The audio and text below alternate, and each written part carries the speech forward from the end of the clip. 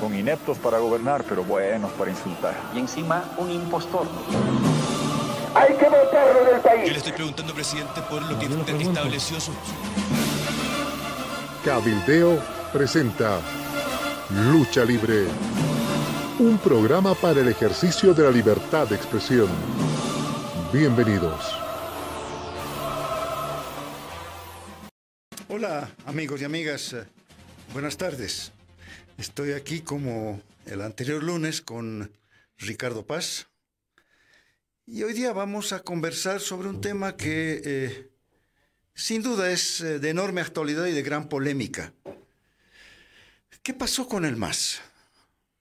Hace 13 años era parte de una gran esperanza. Encarnaba un proyecto en el que muchos bolivianos creyeron, yo en particular. El movimiento Sin Miedo, del cual yo era dirigente, lo apoyó de manera esperanzadora, les decía. Y sin embargo, al cabo de 13 años, estamos en la otra vereda. Tal vez no hemos cambiado nosotros de vereda, por lo menos yo no siento haberlo hecho. Yo sigo en la misma vereda de la lucha democrática, de la preservación de las libertades, de los derechos humanos, pero de lo que se trata es de que hoy día veamos con Ricardo, seguramente desde puntos de vista diferentes, qué ha pasado con ese proyecto. ¿Por qué al cabo de 13 años estamos frente a lo que parece ser simple y llanamente un pequeño y un reducido o una reducida propuesta de reproducción de poder, pero además, claro, en contra de la Constitución Política del Estado, en contra de la voluntad popular, en contra del 21 de febrero. ¿Por qué? Lo que fue una gran esperanza, en mi criterio, el resultado de una larga acumulación histórica. ¿Por qué al cabo de 13 años se trata ya solamente de un reducido proyecto de poder continuista contrario a la Constitución? Y viendo los datos del país, no solamente del 21 de febrero, sino los datos de las últimas semanas, contrario a la opinión y al criterio y, por supuesto, al deseo de la gran mayoría de los bolivianos. Ricardo, un gusto estar contigo. Para mí el gusto, Juan, como siempre, un gusto saludar a los televidentes por la red de Cabildeo y a quienes nos escuchan por estas ondas digitales que se han vuelto tan importantes en estos momentos de la democracia boliviana, en la que tener este tipo de canales de expresión es tan importante, ¿no? Juan, el tema que planteas es realmente apasionante y a diferencia de la anterior vez, como dices, vamos esta vez casi con seguridad discrepar amigablemente. Yo, como bien sabes y como sabe la mayoría de los oyentes y televidentes que nos ven, que alguna vez me han escuchado evaluar este tema del MAS, yo desde un inicio tuve absoluta desconfianza de este proyecto y de este proceso. A mí me parece que lo que ha sucedido con el MAS es simplemente el acabose del continuose del empezose del 2005, donde yo vi el huevo de la serpiente, donde yo vi incubarse el proyecto autoritario, la falsedad, la farsa en la que estaban involucrados todos estos actores políticos. Entiendo que ustedes, el Movimiento Sin Miedo, y tú tendrás esta vez la oportunidad de oro para explicar al país, porque efectivamente yo creo que es una asignatura pendiente tuya, Juan, y del Movimiento Sin Miedo, explicarle al país con cierta claridad, con cierta solvencia, por qué estuvieron con el MAS tanto tiempo, ¿no? Entiendo que desde el 2005 hasta las elecciones municipales del año... 4 años. 2010. Los ¿verdad? primeros 4 años de gobierno del MAS. Exactamente, ¿no? Y donde se dio la Asamblea Constituyente, donde se dieron varios elementos que hacían ya prever, digamos, estas características de autoritarismo del MAS. Ustedes se salieron unos meses antes del TIBNIS, sí, efectivamente. Lo del TIBNIS vino después, pero antes estuvo el tema de la calancha, estuvo el tema, entiendo, del porvenir, entiendo el tema tema del Hotel Las Américas, en fin. Hubieron una serie de elementos que mostraban el talante, pues, terriblemente autoritario, que obviamente años después el MAS ya lo profundizó de manera muy clara. Cierro esta mi primera intervención, Juan, diciendo que no es que yo era Nostradamus ni que tenía dotes de adivino para pensar en aquel momento, cuando bien tú dices, 2/3 del país, la inmensa mayoría de los bolivianos habían puesto su esperanza en este proyecto político del MAS. Yo tenía mis serias dudas. Era porque conocía a Evo Morales, como tú. Lo conocí muchos años antes, lo conocía en su dirigencia sindical, sabía que era un hombre que venía de lo más autoritario del sindicalismo, porque en la experiencia, digamos, del sindicato cocalero hay una verticalidad y un autoritarismo, pues, tremendo. Y yo lo conocí además personalmente cómo él administraba su poder en los sindicatos cocaleros, y no tenía razones para pensar que no iba a hacer lo mismo con el país. Lamentablemente, para desgracia de Bolivia, se confirmaron aquellas previsiones. Te iba a decir yo si tenías efectivamente una bola de cristal. Pero te has adelantado un poquitín. Mira, no hay ninguna asignatura pendiente del Movimiento Sin Miedo o de mi persona respecto a la explicación. Lo hemos hecho largamente, Ricardo. La ruptura con el MAS se dio de manera interna a fines del año 2009, antes de la elección nacional, y de manera pública inevitable ya el año 2010, cuando, claro, a partir de la ruptura interna que tuvimos, el MAS tomó la decisión de copar la Alcaldía de La Paz, o sea, expulsarnos de ese escenario institucional que largamente lo trabajamos positivamente para nuestra querida ciudad. Entonces, no, desde esa fecha... Perdón, Juan, ¿rompieron ustedes o los expulsaron? No, ni lo uno ni lo otro, no tenían de dónde expulsarnos. Había una alianza. Dijiste ahorita, por eso me nos rompimos. Tú has dicho expulsión. No, acabas de decir, pero no importa. Corrijo. Nunca hubo expulsión porque nunca fuimos parte del MAS. Tuvimos una alianza que incluso fue registrada en la Corte Electoral, ¿no? Claro, ustedes tenían todos los uninominales de La Paz. Mira, no, lo que ocurrió es de que los roces, y es bueno decirlo, tal vez sí esto lo he dicho poco. Es ¿no? un buen momento. Tal vez lo he dicho poco, pero sí hemos sido extensos, excesivamente en algunos casos, sobre las razones de nuestra distancia y de nuestra ruptura, ¿no? No, las razones más internas tienen que ver con discrepancias que se fueron dando a lo largo de mucho tiempo, antes. Yo he hecho una crítica pública en la propuesta electoral del año 2014. Es un documento público, nuestro propio programa de gobierno, nuestra declaración política, o sea, todos los documentos dan cuenta de esto, pero especialmente la declaración política. Mira, el gran error, entre otros, claro, del Movimiento Sin Miedo, fue no explicitar nuestros puntos de vista críticos con el MAS, ¿no? Lo hicieron en alguna oportunidad. Yo me acuerdo que una vez sacaron una solicitada en el periódico, inclusive, que fue muy mentada en aquel momento porque, claro, había, como tú dices, casi unanimidad en apoyar el denominado proceso de cambio, y que desde dentro del proceso de cambio haya una disidencia, una voz diferente, resultaba interesante, ¿no? Yo recuerdo muy bien una solicitada del Movimiento Sin Miedo cuando dijeron ustedes, esto hay que corregir, claro, previa a las elecciones. El referéndum. Exactamente. Decíamos corregir los errores, exacto, consolidar los aciertos. Así. Eso fue lo más suave. No, mira, las discrepancias... Pero fue lo más fuerte públicamente. Las discrepancias internas eran duras, pero mira, era en un ambiente de supuesta fraternidad o de supuesta horizontalidad. Ahora sí puedo decir de supuesta, pero tampoco yo no era un ingenuo, no sé si, y tampoco el Movimiento Sin Miedo era una pequeña agrupación, no, era una estructura bastante sólida y éramos una agrupación y un partido político con prácticas democráticas efectivas, ¿no? Alguno de nuestros oyentes diría, es difícil divorciarse cuando hay amor.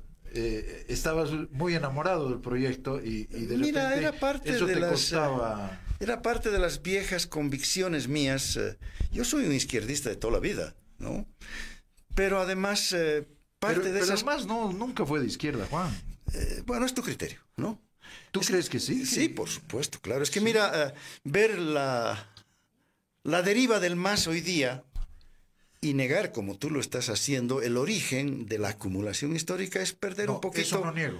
No puedes explicar... Niego al titular de esa... No puedes explicar... al que lleva la vanguardia. Es que no puedes explicar los fenómenos sino es a partir de su conjunto, ¿no es así? Bueno, entonces, mira, a ver, las primeras discrepancias serias se dieron precisamente en la Asamblea Constituyente.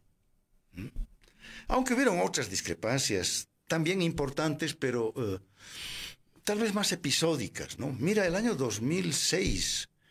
tuvimos un momento muy duro, especialmente con Evo, con motivo de Pozoconi, Guanuni, la muerte de 15 o 16 trabajadores de exclusiva responsabilidad de un ministro absolutamente irresponsable y posiblemente, viéndolo a la distancia, de exclusiva responsabilidad de una manera de gestionar la política minera en el país. Apenas iniciaba el gobierno, ¿no? Claro, mira, ahí tuvimos una discrepancia o un momento muy duro porque me consultó Evo y yo le dije, hoy día inmediatamente despide y enjuicia a ese señor.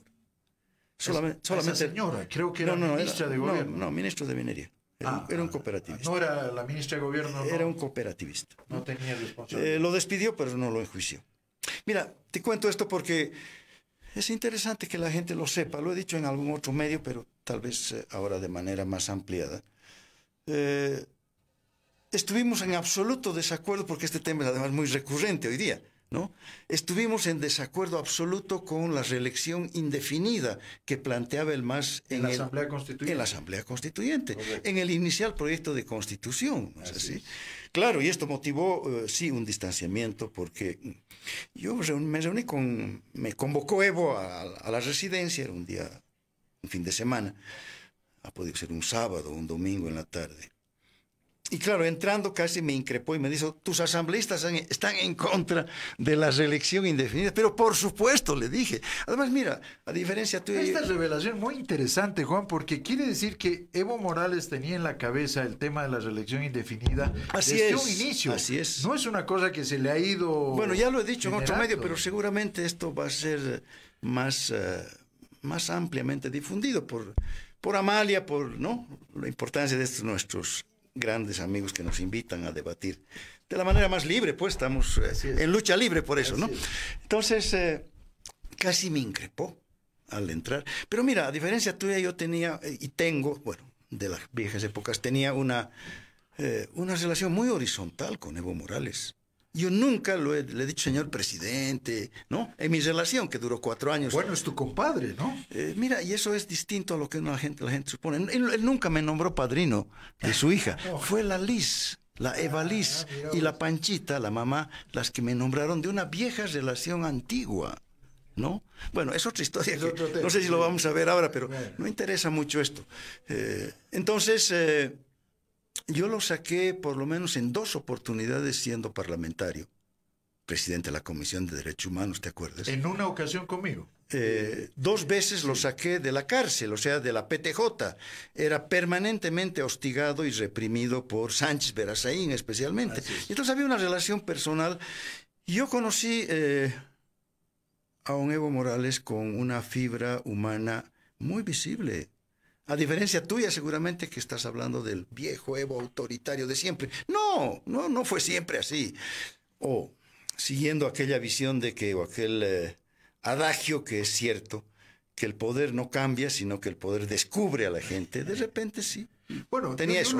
Yo la impresión que tengo, entonces, Juan, perdón sí, que te corte, es que en realidad Evo Morales, en el trato coloquial como persona, siempre ha sido, y me imagino que sigue siendo, un hombre muy agradable, chistoso, bromista, lleno de recursos, de encantamiento. A todo el mundo le decía jefazo, jefe, aquí que allá.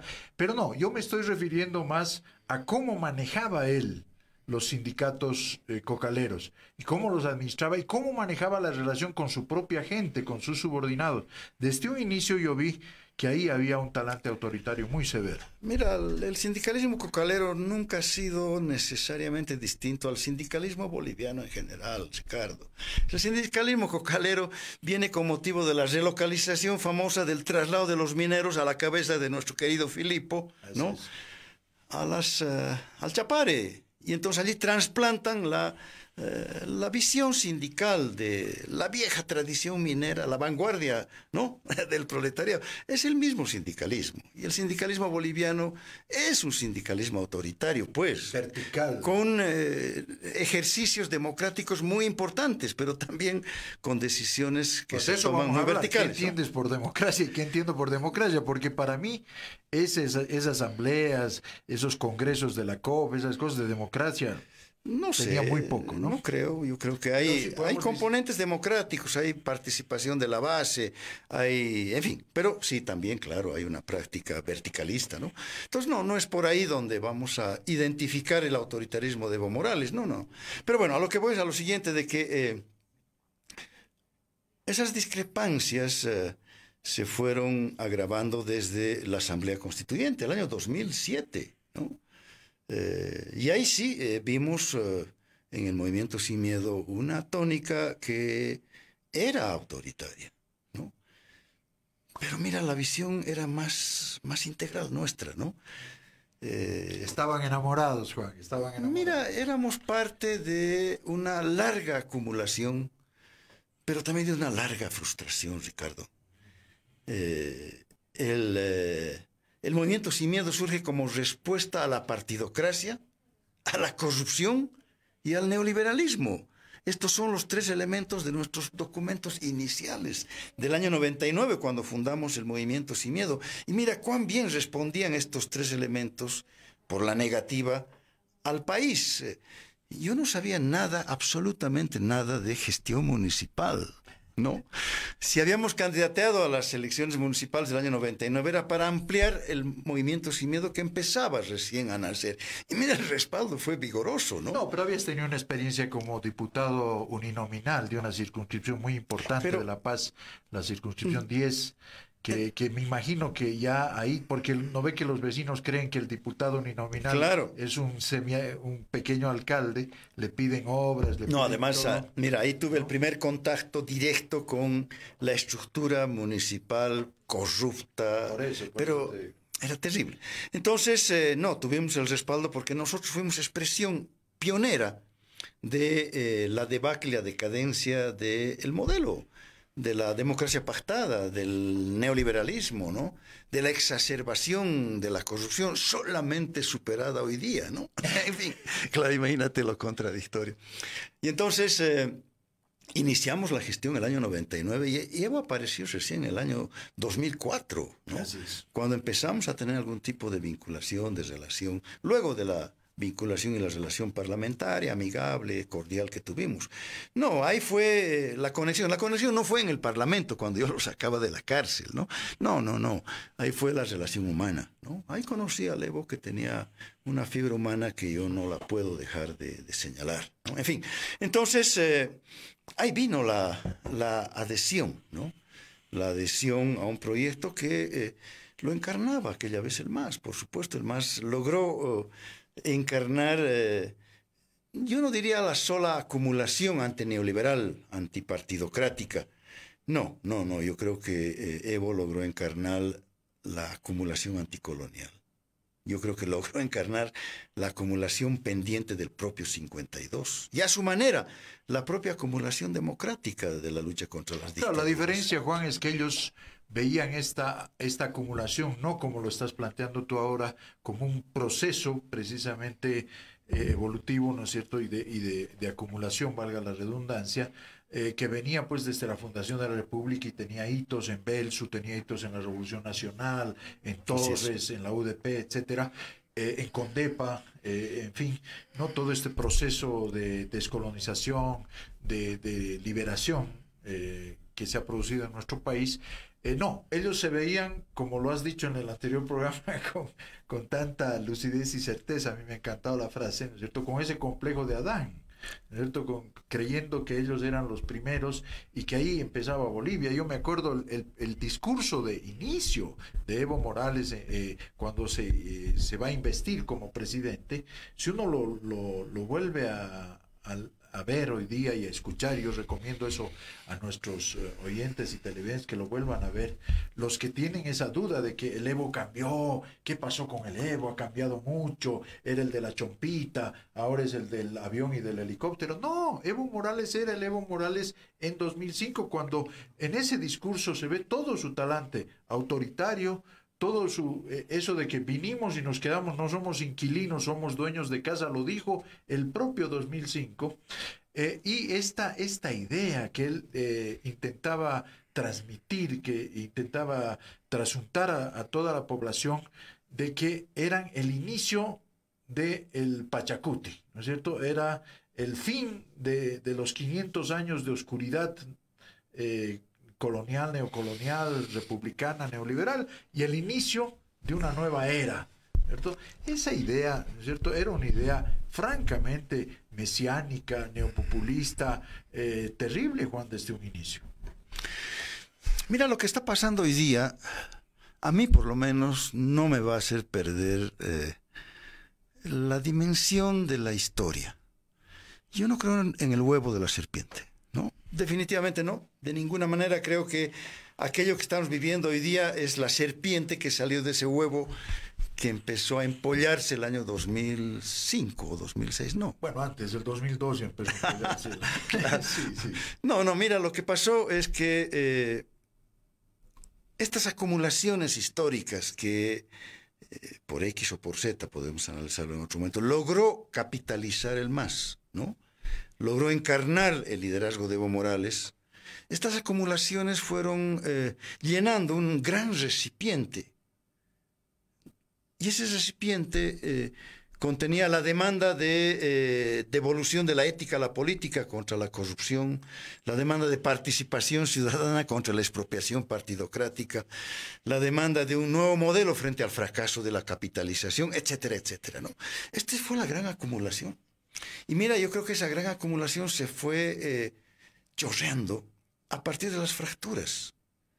Por eso, esa visión de que... O sea, ¿tú crees que Evo creía en eso? Yo creo que sí. Mira, yo creo que sí.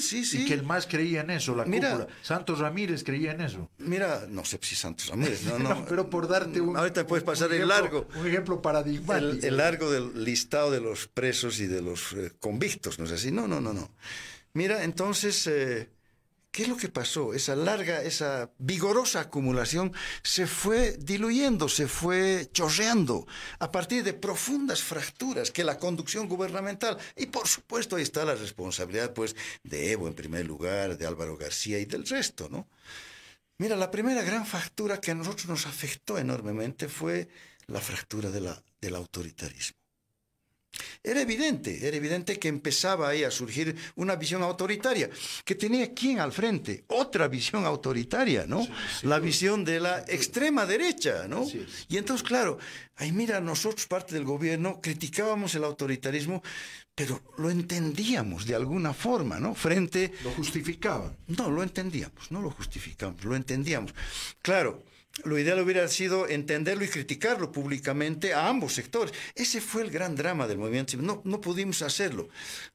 Tengo una disculpa yo personal. Era el alcalde de La Paz y por tanto el 120% de mi tiempo, tú sabes, estaba dedicado a La Paz y lo saben los paseños que nos escuchan. Pero bueno, esa no es disculpa, es explicación. No estaba ahí concentrada la mayor de mis energías, estaba concentrada en la ciudad de La Paz. Pero tenía un partido que podía haber tenido una energía bien o mejor distribuida. Mira, esa fue la primera fractura que la percibimos, ¿no? Y un día yo tuve una discusión un poquito subida de tono con Evo, porque me dijo, en tono de broma, ¿no? En ese tonito a veces, ¿cuándo van a ingresar al MAS los del Movimiento Sin Miedo? Sí. Y yo le dije, nunca. Y el hombre se molestó y conversamos. Yo le dije que éramos diferentes. Y le dije algo fundamental. La diferencia es parte esencial de la democracia. Bueno, es que ese es un pensamiento, ¿no?, precisamente democrático. Claro. Que desde un inicio, es lo que sostengo, Juan, no estaba en el talante de Evo Morales. Ellos, ¿por qué te digo? Te decía hace rato que no son ni eran de izquierda y no son ni eran democráticos, ni en un inicio. Porque precisamente estas condicionantes con las que ellos llegaban al gobierno, no te olvides además, es Evo Morales, García Linera, y es un conjunto de gente que entiende que los que han llegado al poder son los, entre comillas, denominados movimientos sociales, ¿no? Que el MAS es una confederación de movimientos sociales que llegan al poder a cotearse el aparato del Estado. Los cocaleros, los cooperativistas, los transportistas, los mineros federados, los gremiales, etcétera, etcétera. Todas estas minorías eficaces que de democracia cero, ¿no es cierto?, que entienden el sistema corporativo. En Italia se llamaba fascismo eso, ¿no es cierto? En nuestro país somos más suaves y le decimos corporativismo. Es este esquema corporativista, esta forma de entender el ejercicio, le llaman también democracia. Ellos le llaman democracia popular, le llaman democracia a los movimientos sociales, que no tiene nada de democracia. Ese es el concepto que ellos tenían. Y de izquierda, cero, Juan, cero. Porque la izquierda, precisamente, en nuestros países, tiene esta característica de la que tú estás hablando, de la defensa a ultranza de la participación, de la democracia, ¿no? El corporativismo, ¿qué tiene de participación? Es justamente el someter a las mayorías ciudadanas a través del ejercicio de la fuerza que tienen unas cuantas minorías con capacidad de fuerza y de calle. Entonces, realmente, yo creo, no sigo sin entender por qué los sigues llamando democráticos y de izquierda al inicio. Es que te estás equivocando, ¿no? Y bueno, de ahí la importancia de estar en un ambiente, ¿no?, que nos brinda Amalia, la Roxana, y poder debatir cosas e ideas diferentes. Esto es lo que estamos defendiendo hoy día. La posibilidad de que tú digas blanco y yo diga negro. Y que no nos pongamos finalmente de acuerdo. No, mira, lo que me estás diciendo, Ricardo, es lo que estamos viviendo hoy día. Que no es necesariamente la consecuencia, por Dios, de esa larga acumulación que encarnó el MAS y que encarnó de manera victoriosa y que tuvo el enorme respaldo de la gente.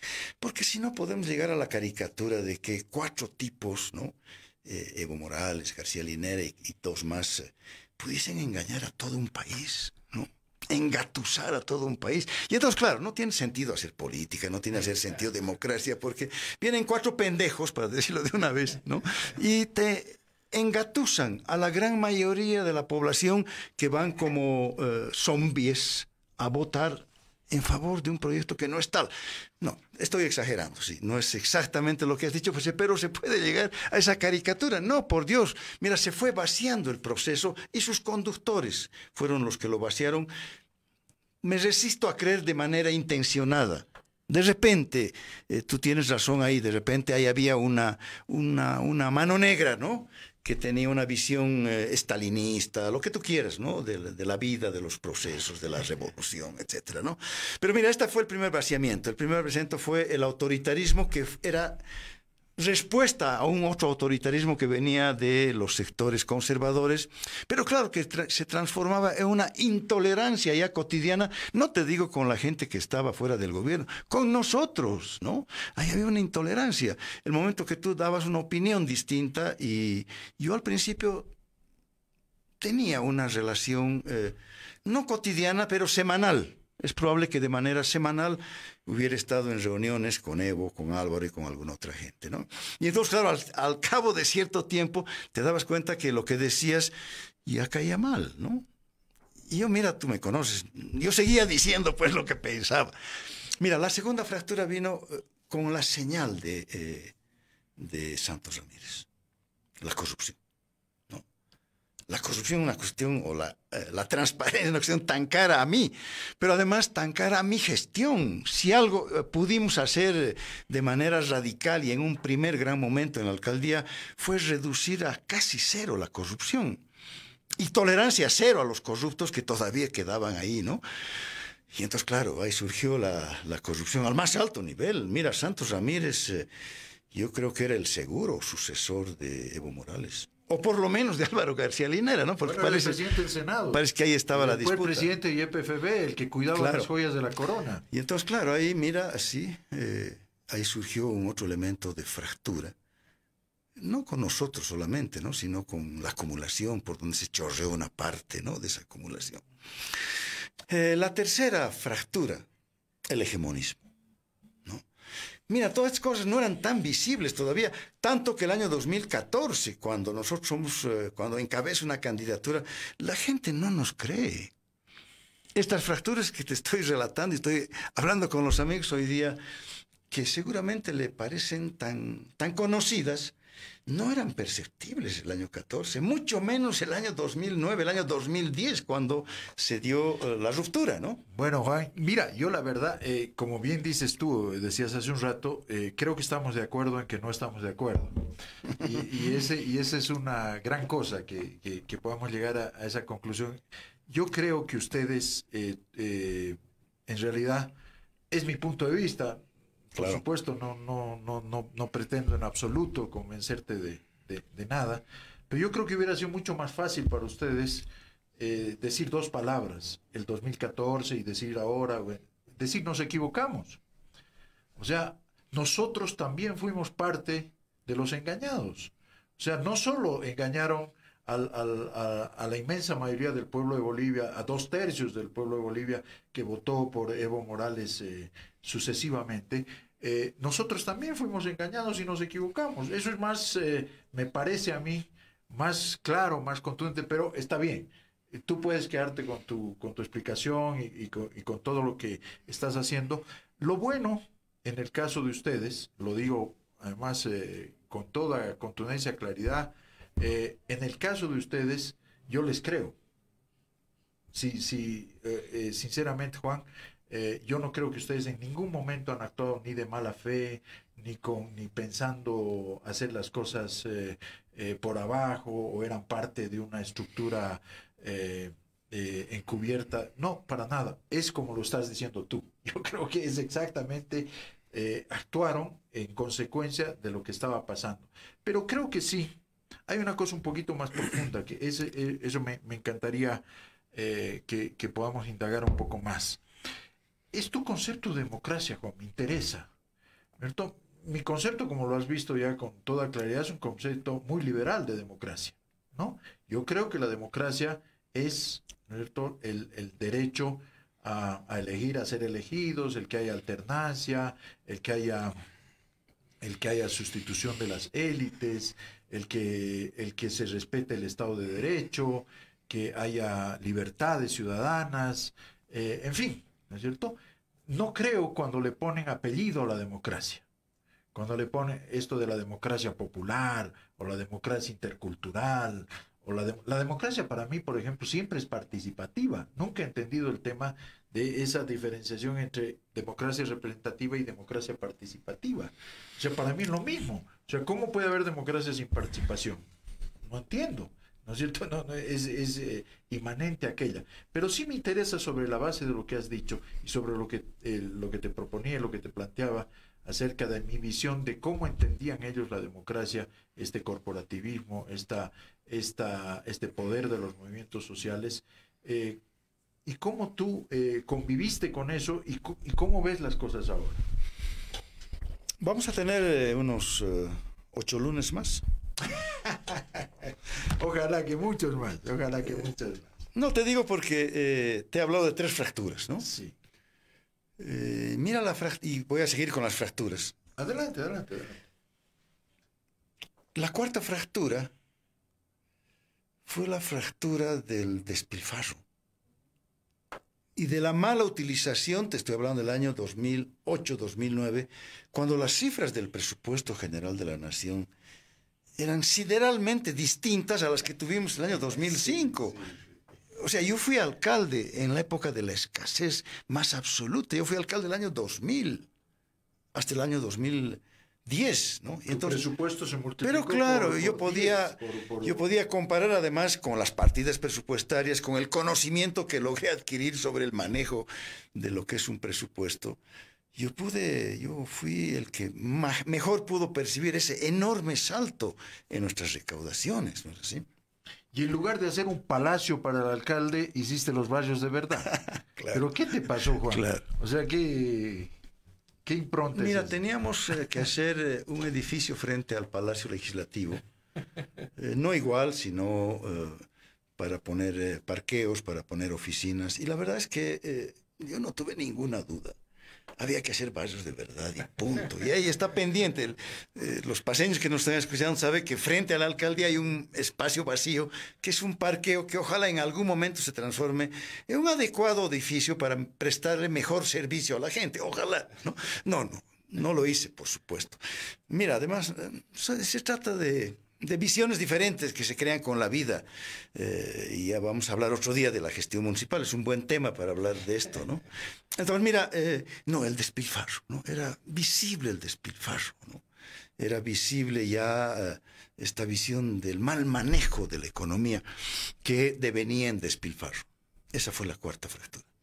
Y la quinta, que ya se produjo cuando ya no estábamos en la alianza, fue la fractura indígena.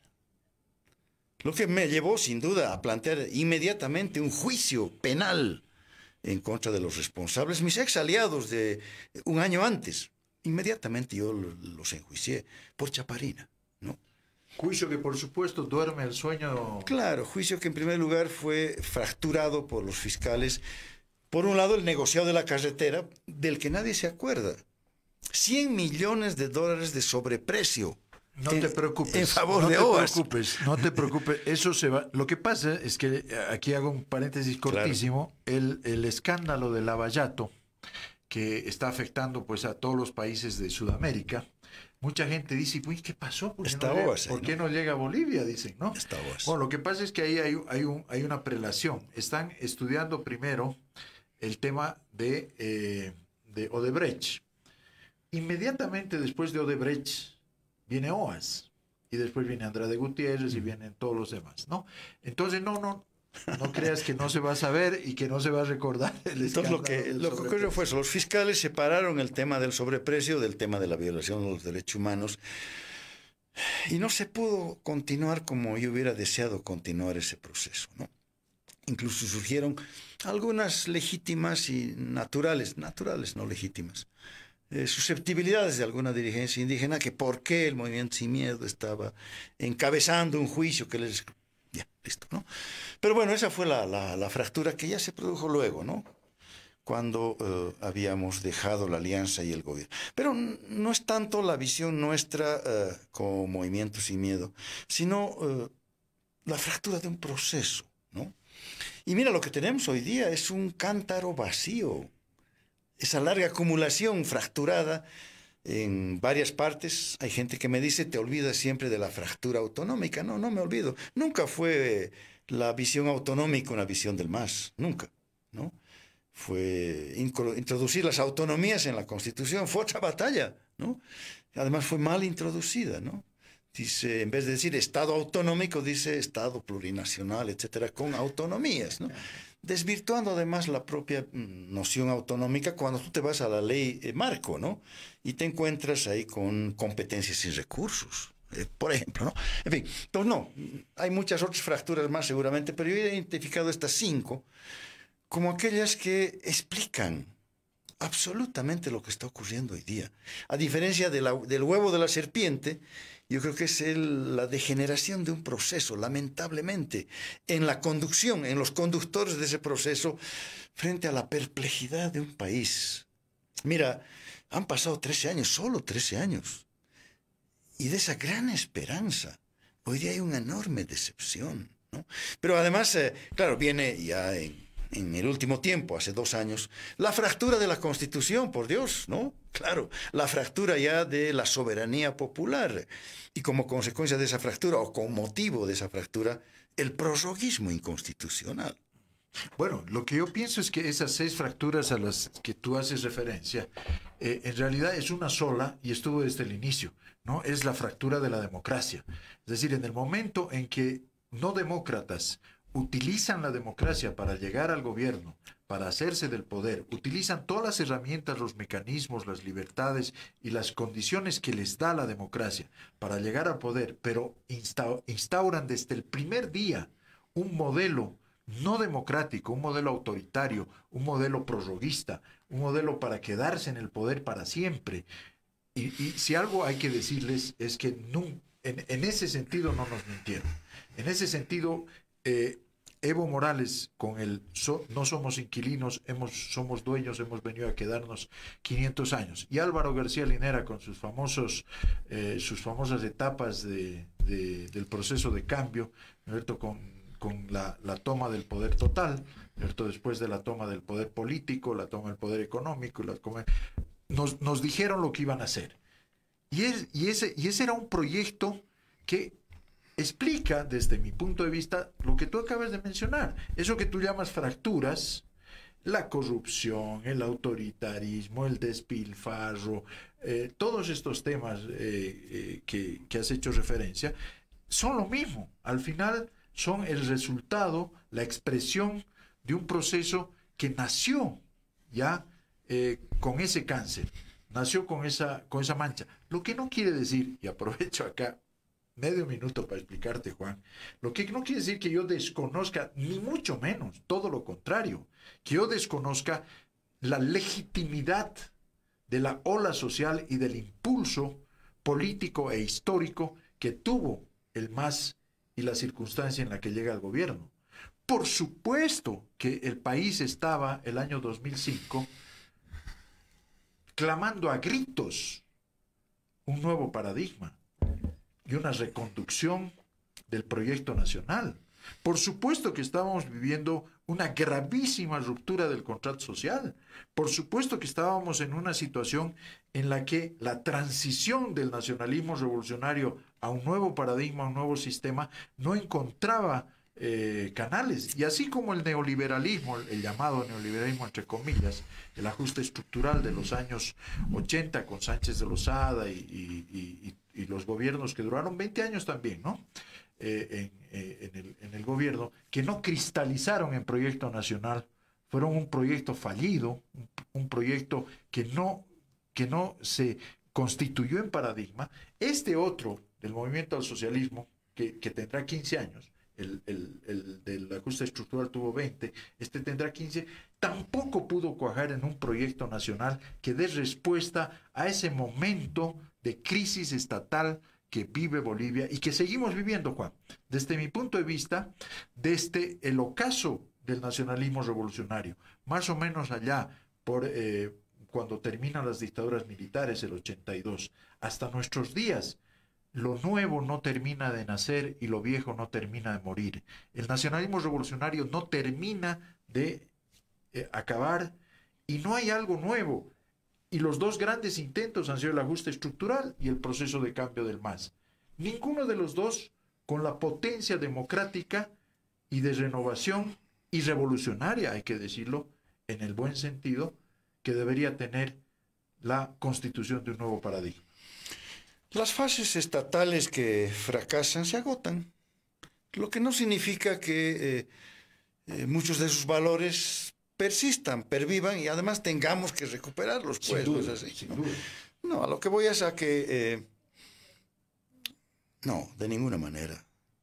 Tú sabes que no es que fueron 4, ya no voy a utilizar el adjetivo, 4 politiqueros, ¿no? Era también con P el adjetivo. 4 politiqueros se montaron en la ola enorme social de esa acumulación extraordinaria y le tomaron el pelo al país. Por Dios, Ricardo, tú eres sociólogo, yo soy abogado. En mí todavía se podría explicar una apreciación maniquea de ese tipo. Los abogados somos medio maniqueos, somos, ¿no? Por las leyes, ¿no? Por la rigidez de los conceptos jurídicos. Pero un sociólogo, ¿eh? Echándole la culpa a 4 politiqueros del fracaso de una enorme acumulación, yo creo que va en contra de una visión efectivamente profunda, sociológica, de la cual siempre tú eres portadora. En todo caso, no eran 4, Juan, eran bueno, 40, bastante más. Alibaba y los 40, digamos, ¿no? Mira, eran los movimientos, los, entre comillas, denominados movimientos sociales. La ciudadanía cedió su soberanía a unos grupos que estaban endiosados en ese momento al que se denominaba movimientos sociales, y se dio, como ha pasado en otras latitudes. El ejemplo que te pongo vale para Italia de Mussolini, para la Alemania de Hitler. Hay momentos históricos, hay circunstancias en los que la ciudadanía, de manera muy extraña, cede su soberanía a determinados grupos. En este caso le cedió al corporativismo. Y este es el resultado. No, está muy bien que la gente nos escuche, ¿no?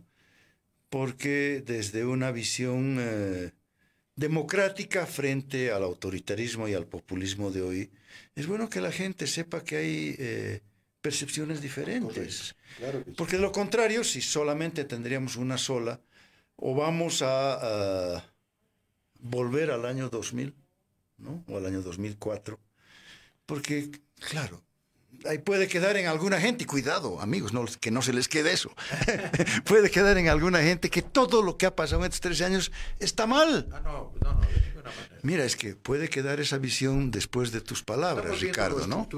Entonces ahí lo que tenemos es un proceso fallido por una conducción que le ocasionó tremendas fracturas, pero cuyo desmenuzamiento en su despliegue fallido es vital para no volver atrás y para no quedarnos donde estamos, ¿no? Bueno, por eso la urgencia de ver si esta es una fase estatal concluida, negativamente, fallidamente, como lo fue la fase estatal neoliberal, ¿no? O estamos todavía en un momento de transición, que es lo que yo creo, ¿no? No, sin duda alguna. Yo creo que es una fase estatal fallida, pero también es bueno, me desafiaste, Juan, yo creo que han pasado muchas cosas importantes y buenas. Y yo siempre pienso que si algo es constante en las sociedades es el cambio. Por eso yo siempre me he reído desde el proceso de cambio. Todos los procesos son de cambio, todo el tiempo estamos cambiando, y este también ha cambiado cosas. Bolivia, por supuesto, no tiene nada que ver, ni de lejos, no es la misma que hace 15 años. Hay avances indiscutibles en los que nadie podría poner una sola duda, digamos. El tema de la inclusión no nos alcanzó, como hemos estado dándole duro a las cosas malas, no nos ha alcanzado para recoger. Por supuesto hay muchas, tal vez le podemos dedicar un poco del próximo programa. Claro que hay avances, sin duda alguna, han habido cosas, porque hay cosas que están más allá del Estado, están más allá de la voluntad de los gobernantes, están en el influjo social. Lo que pasa en el Alto, los innovadores, los emprendedores del Alto, en Santa Cruz, en otros lados, eso es, la sociedad encuentra camino, la vida se abre paso, dicen, ¿no? Y eso es lo que ha sucedido, se abre paso independientemente de los proyectos políticos también. No, jamás diría yo que, y si se ha entendido así, aprovecho tu provocación para aclararlo, ¿no es cierto? ¿Cómo no? Han habido grandes logros y avances en este tiempo, pero estábamos hablando de otros temas de carácter estructural. Nos dicen 5 minutos desde la dirección de Cabildeo. Me quedo y valoro tus palabras porque, claro, a alguna gente que te ha escuchado hoy día le podía ser difícil entender que un régimen fascista tenga cosas positivas, ¿no?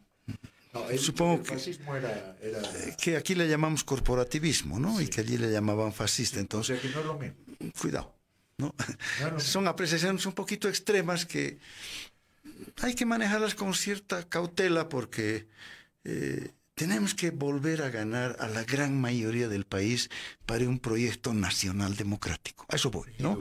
Tenemos que restarle la mayor cantidad de base a un proyecto que ha devenido en populista, autoritario y negativo. Y yo hablaba de las fracturas, porque creo que las fracturas nos están dando la pauta de lo que deben ser las construcciones futuras, ¿no? No es un ejercicio retórico ni de explicación de lo que fue nuestra participación del movimiento Sin Miedo en este afán. No. Mira, estamos urgidos en una fase de transición. Creo que el próximo lunes podemos hablar de las fases históricas en un primer momento para ver qué pasó también con el 52, ¿no? Muy rápidamente, claro. O qué pasó con el modelo neoliberal. ¿Por qué no fueron capaces, ¿no?, de ser propuestas estatales de largo aliento, como ha habido en otros países? No se agotaron las propuestas estatales. Para ir sin ir muy lejos, la propuesta estatal chilena está en curso, ¿no? Tienen distintos gobiernos, han tenido un enorme quiebre histórico con el pinochetismo, pero parecería que han reimpulsado una propuesta estatal de país. No podemos hacerlo, Ricardo, hace 200 años. Entonces es vital ver esto. Pero bueno, lo que se viene entonces, tenemos que forjar otra propuesta estatal. Pero estas fracturas yo las destaco porque nos muestran el camino inmediato de la transición hacia la construcción de una propuesta estatal alternativa.